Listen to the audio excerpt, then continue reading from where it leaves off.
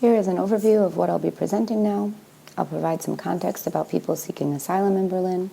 Then I'll walk you through examples of how we're responding to the pandemic, specifically remote homework mentorships and a virtual film camp, and how the groundwork that we laid in pre-corona times helped make this possible. In 2016, approximately 1.3 million people came to Germany as refugees, 30% of them children. Initially, people were placed in emergency shelters, usually converted gyms or sport halls.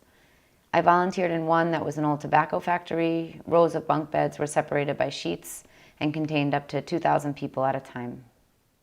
After an average of between 1 and 2 years in an emergency shelter, people were relocated to smaller temporary shelters dispersed around the city.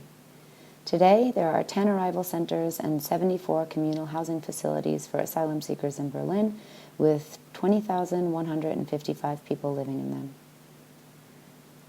In late 2016, 17 so-called container villages or temple homes were built around Berlin. They're owned by the city, controlled by the State Office for Refugee Accommodations, and operated by the state or various social welfare NGOs. These 17 locations were intended to remain in operation for a total of 3 years until more permanent housing facilities were built. It's now been 3.5 years, and 13 of the temple homes are still there today. In March of 2017, I began working as a child and youth counselor at one of the temple homes, which I will refer to this point on as the camp. Right now, there are 193 people living at the camp, 60 people under the age of 18.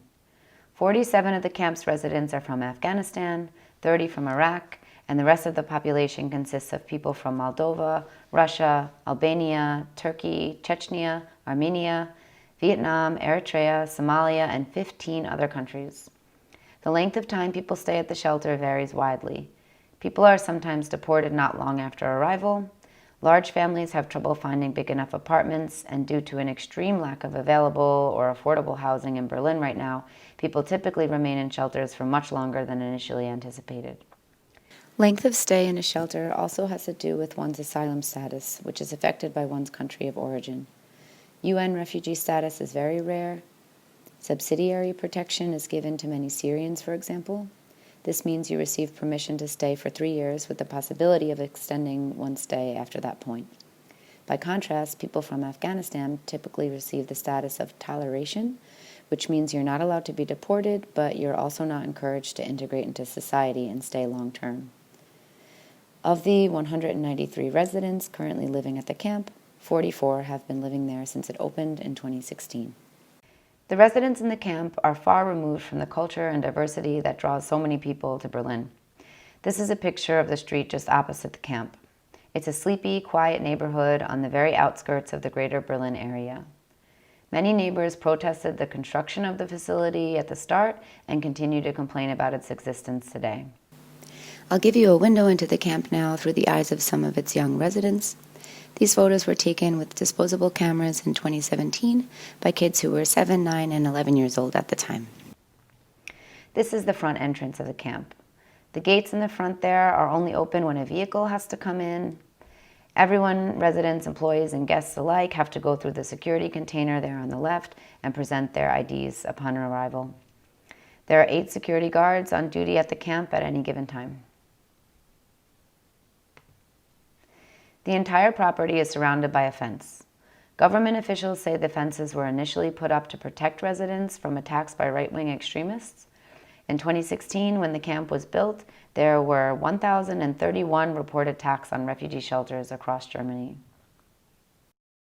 Each Temple Homes facility has a container for social services offices and laundry facilities, which you can see in the foreground on the left side of this photo.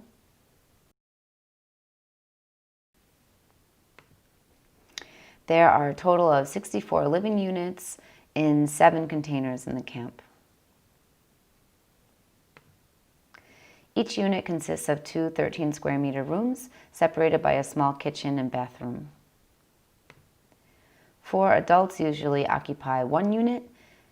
Families with children usually have a whole one to themselves. This here is a highly disputed piece of land. The kids cleared away all the stones from this area so they could use it for a soccer field. We put grass down, and as soon as they started playing, a neighbor directly across the street started complaining on an almost daily basis to the security guards, to the director of the camp, to the city of Berlin, and to the Federal Agency for Refugee Accommodations. This leads to new rules being continuously instated, broken, and renegotiated.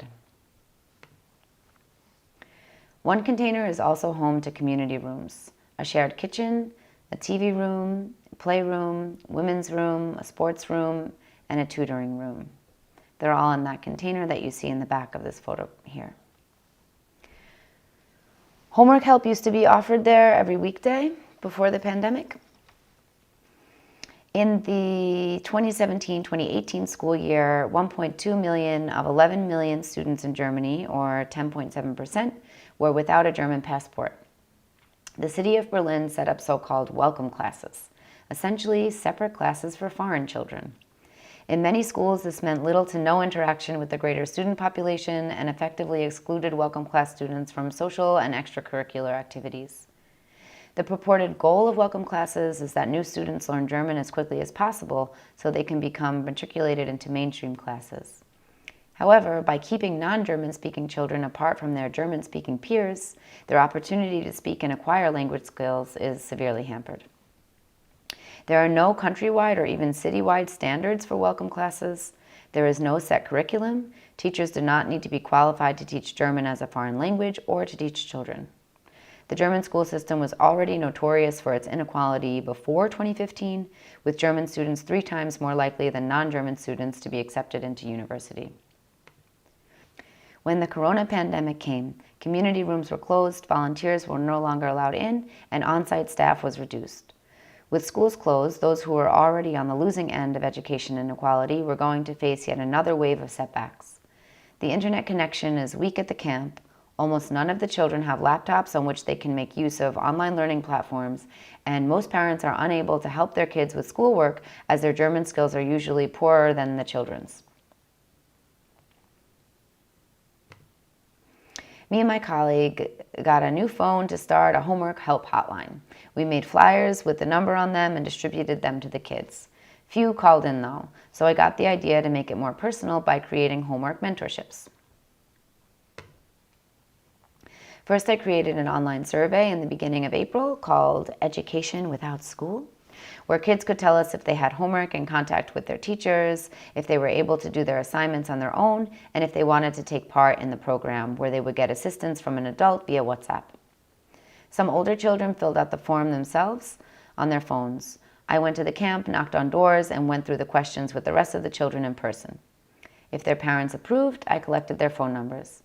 I got staff at the camp as well as people from 2 volunteer organizations I'm a part of to get involved.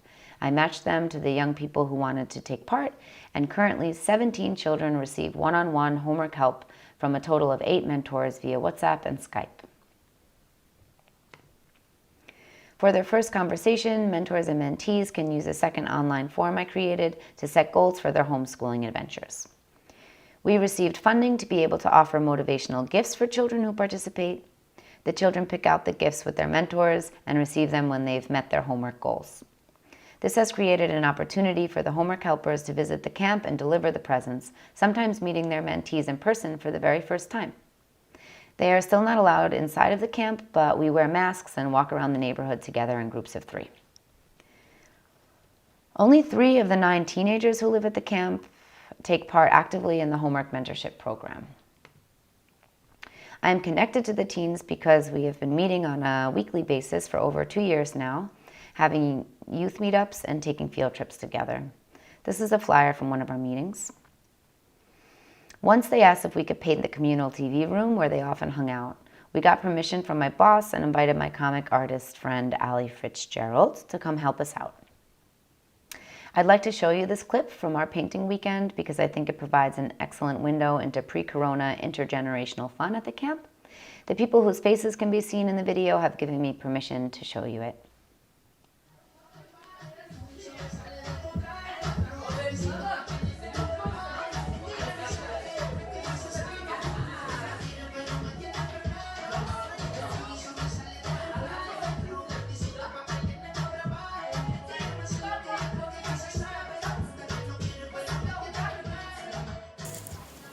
The majority of the teens at the camp attend a school notorious for poor quality of education, violence, and tensions between the school's immigrant population and German classmates. A member of the youth club told me that in a mock election, over 70% of students voted for the MPD party, which has a strong anti-immigrant agenda. When schools closed, I called one of the 15-year-olds up who goes to this school. He said he had received no homework and had had no contact with the school staff whatsoever. He and the other boys from the youth club had attended several filmmaking summer camps, which they loved. I found an offer for a digital film camp and signed him and a few of the other boys up, but there were no spots left. In a sort of pandemic-induced dream, I set out to create our own film camp with my partner and others in our volunteer organization. This took the form of a chat room, instruction via video, and support in the filmmaking process via phone calls and voice notes. The idea behind the digital film camp was not only to give participants something productive to work on in the absence of school, but also to help them make sense of the historical moment we're living through.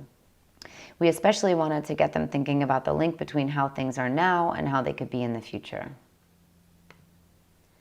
The boy who was the initial inspiration for the film camp found out towards the end of filming that he indeed did have homework all along and now had to scramble around to get it all done. So he was unfortunately unable to finish his film. 4 of the other boys, though, did indeed produce a short film. They have kindly given me permission to share this film with you now.